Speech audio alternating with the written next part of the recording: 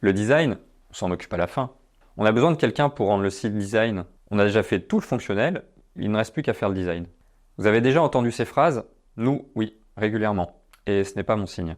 Parfois, on réduit le design à des aspects esthétiques, quelque chose que l'on pourrait ajouter par-dessus, à la fin, comme on peint un mur après l'avoir construit. Mais le design, ce n'est pas la peinture, c'est la maison tout entière.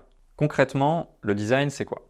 Le design, c'est un ensemble de pratiques et de techniques mises en œuvre par les experts, que sont les designers, et qui visent à créer des produits et services simples, utiles, inclusifs, humains, frugaux. Le cœur de la pratique du design, c'est de donner une place primordiale aux usagers, à leurs besoins, à leurs attentes. Comment? En allant continuellement à leur rencontre, par exemple en réalisant des entretiens ou des tests. Ensuite, le designer a la mission de concevoir les écrans et leur enchaînement, pour qu'ils répondent aux besoins des usagers. C'est à ce moment-là qu'il traite de l'esthétique, pour créer des services aussi simples qu'agréables à utiliser. Alors le design, c'est quand? Le design, c'est tout le temps, et c'est surtout au début du projet. Le designer récolte d'abord les besoins des usagers, qui serviront de base pour imaginer le service. Ensuite, il conçoit le fonctionnement du service et il le teste rapidement pour l'ajuster. Et enfin, il le met en forme pour lui donner une vie et une âme.